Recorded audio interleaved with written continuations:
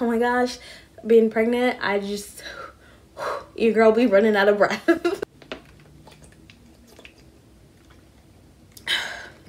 Needed that. Hey guys, what's up? Welcome back to my channel. So for today's video, I have another SD related video for you guys, and we're going to be talking about rookie and beginner mistakes that I made at the beginning of my esthetician career. And I'm going to be sharing them with you guys so you can avoid those same mistakes. They're really like simple stuff that I realized that, oh my gosh, I couldn't believe that I wasn't doing this at the beginning, and then by the time I got to my second job, so I was only about 3.5 months into my career field, I realized like some mistakes that I was doing. I was like, what was I thinking? So I made a list of them. They're in my notes app, so we're gonna go over them one by one. And if you guys are interested in hearing the mistakes I made at the beginning of my esthetician career and how to avoid them, then please keep watching. So the first mistake I made was not keeping track of my tips. Don't ask me why, I don't know. I was just like collecting them, then I would get money, get gas, and I didn't realize how much I had to budget until I started accumulating more bills and stuff. And I was like, wow, I really need to keep track of how much I'm making just in general so I can know. And I was like, I'm making out pretty good. So what I started to do to help save money is whatever I would make that week, 20% of my cash tips I would put into my savings automatically, just because you know, the credit card tips you don't see until your paycheck. So all cash tips. And then in about 6 months time, I had saved up $800. So you make a lot of money in this field. It's quick money, easy, not easy money because you have to be passionate about it, but it's very quick money. It adds up. Oops. I started like recording on my notes app by accident. Oh gosh. It adds up really quickly, whether you're getting $5 for a brow wax, $10, or $20 on your Brazilian, $20 from your facial. It really adds up quickly. So it was really important for me to keep track of it, because I also was able to pay like my insurance and stuff out of that money from my tips. So I was like, oh, I really need to keep track of it. But my first job, I was just blindly spending. So make sure you are keeping track of your tips. A good way to do that, I have in my notes app, I'll show you.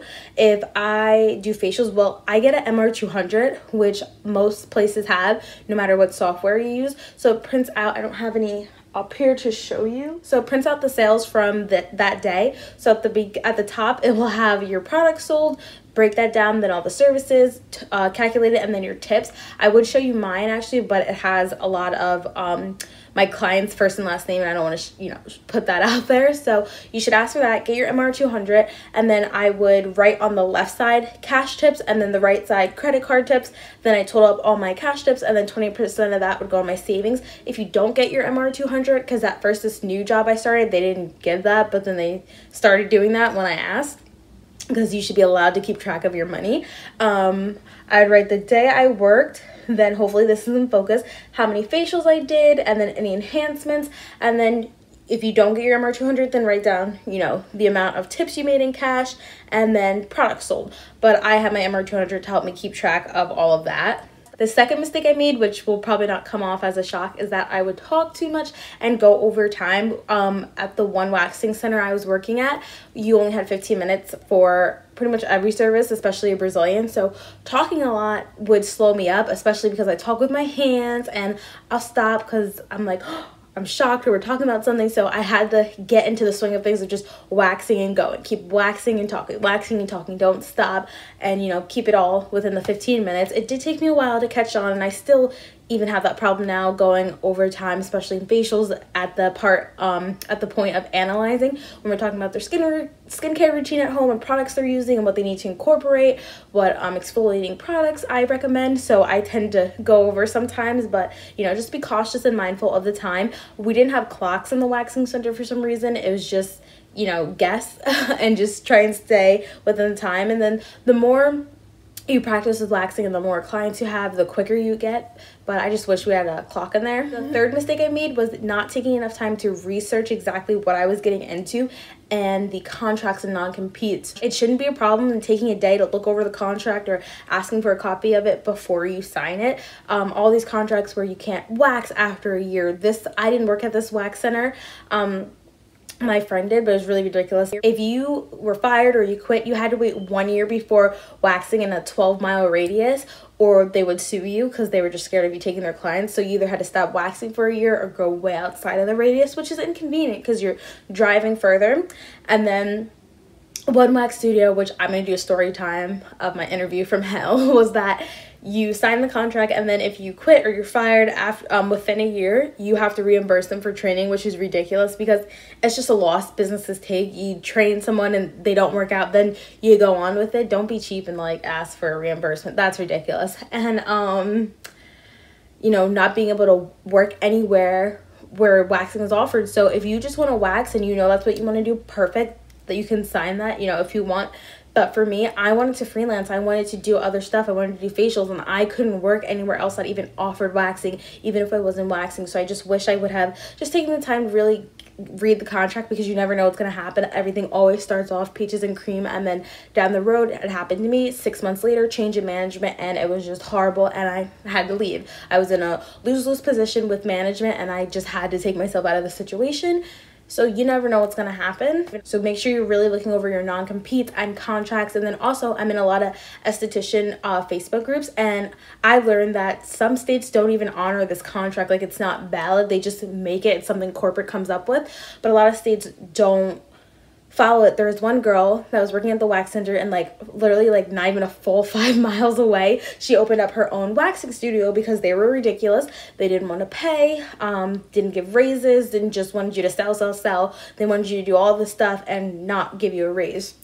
So she opened up her own wax studio, and they ended up suing her, but she won because, you know, you can't, she won, I think, on the will to work or the right to work or something like that. And then also, you can't tell people where they can get wax and where they can't. Who are you to tell them that? You can't tell someone where to get wax. And after experiencing different hard waxes, and I sampled black coral wax, if you're an esthetician or cosmetologist, reach out to them, get a free sample. They had reached out to me, so it was awesome. They're really good. And I've just tried Cerapill, so many other hard waxes other than this popular waxing center that I worked at. You guys will probably figure out what it is, but there are so many other better hard waxes out there. So it was nice to get trained there, learn how to do Brazilians, learn timing and stuff, learn how to sell. But there's other waxes out there, waxes that are better. So when I first left the job, I was really sad because I loved it there. I started off great, but there's so much more out there in this esthetician world and in this field. You can freelance, you can work under a salon, you can work for yourself. It's always, you know, you always want to work for yourself, but that's not as easy. Being an entrepreneur, I do eventually want to work for myself. You can have a suite, open your own salon, a studio. There's just so many avenues to take, and when you work in corporate, you're so limited because you have to follow corporate rules. That's just what it is. But when you go to a salon or just, you know, anywhere, or a spa that's not corporate, you have more freedom to expand your services and try different things. And usually it's a lot more lax, so they're not threatening to fire you if you're not selling or writing you up constantly. So I am trying to make my way out of the corporate world. The last rookie mistake I made, number 4, it's not a rookie mistake, it's just, I feel like a mistake anyone can make, and you kind of figure it out as you go throughout, you know, your jobs in this field at the beginning, is figuring out if I am a sales-based esthetician or just a regular esthetician. And I'm a regular esthetician. I don't care about sales. And there's some estheticians that lack integrity, don't have morals, and just care about selling just to make the money or just to do good. I had one girl, she would do facials and peels. Well, I worked with one esthetician. She would do facials and peels that weren't suited for the client's skin and wasn't making it any better, but she just wanted that upgrade to get more money because we were only commissioned. It was like $15 per facial. She could have been more because she was lead, but she was doing so many compromising things to their skin, and I was just like, what is going on? And then I've just learned in this field, some estheticians just will do things for the money because they're not getting paid enough hourly. And you know, you make most of your money in this field from tips and product commission, unless you're lucky enough to find somewhere that pays you hourly, service commission, and you know, your tips. You're not making anything. And that's what I realized. I didn't know this one spa was like that, but it's literally a certain amount of commission per facial, and then you make most of your money from selling products and your tips and having that great client retention. So I was just, it's not right, but I did understand it, and talking to other estheticians and how they met some and worked with some that are just like, where's your integrity? Where's your morals? How are you performing these services on people who have contraindications to it? So I realized, working at the wax center, I'm not a sales-based esthetician. I'm gonna talk to you about a product, and I'm there's better products than what we were selling. Like, I only believed in some of them, not all of them. So it was hard for me to sell, I feel like, just because I didn't believe in all their products. And if they got a product last month, I'm not going to try and sell them a product the following month. I remember my manager, I was like, well, I sold her a product last month. She goes, sell her a lotion, because I sold her a body polish. She was like, sell her a lotion. So it's like, I'm not going to do that if they don't need it. And then using the lotion in that area, yeah, it's slow growth factors, but it can cause ingrown hairs. So I'm not going to recommend that to them when they have a chance of getting ingrown hairs and what they're using for them is working. That's the other thing. If you're using something that's working, I'm not going to try and sell it to you. And I've had people, especially doing facials, that appreciate, you know, me telling them that you don't need this product, you need this, this, and that. And then I also recommend products at the drugstore, because where I work, we have a lot of a high price point of products. So I'm gonna be like, you know what, you really need this one for exfoliation, has your acids, but keep using your CeraVe cleanser at home. That's a great drugstore product. Or use this one because I work with their budget. I'm not gonna just try and sell them, you need this high-end product and this one and this one and this one. No, I'm not going to do that. So I figured out I'm not a sales-based esthetician. I just want to do my job. I love to make women feel beautiful with the waxing, the facials, really evening their skin tone and just making them glow, and doing makeup. I'm not a sales-based person, so make sure you definitely figure that out. And also, your life will be 10 times easier when you figure that out, because you know what kind of jobs to go for.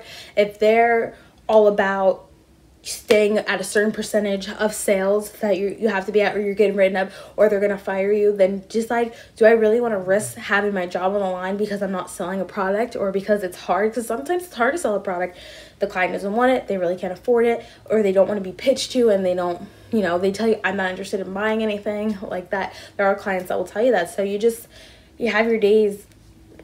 And don't let management make you feel like you're failing at your job because, oh, why is she selling the same? Why is she selling so much more than you? She has regulars, da da da da da da.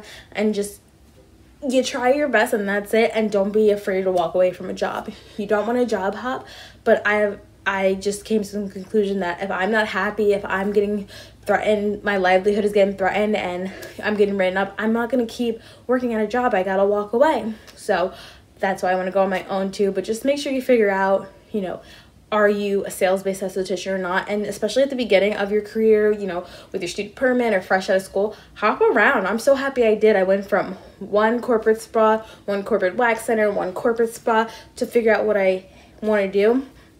And I did. I figured out I'm not a sales-based esthetician. I only want to do what I love. I don't want to work at corporate. I don't want to be limited to the things I want to do. I want to expand and do all these other services. So I'm happy I figured that out within a year. Okay guys, so that is going to wrap up this video. I really hope you guys enjoyed this video and me talking about the mistakes I made and how you guys can avoid them. I feel like if I watched this video when I was in esthetician school or graduating, it would have made things a lot easier, but you live and learn and you have to go through these experiences. So if you guys have any other tips about beginner mistakes or just mistakes in general to avoid as an esthetician, please let me know in the comments down below, and everyone else can take a look at it too. Obviously, it'll help everyone. But I am so out of breath. Oh my gosh, being pregnant, your girl be running out of breath.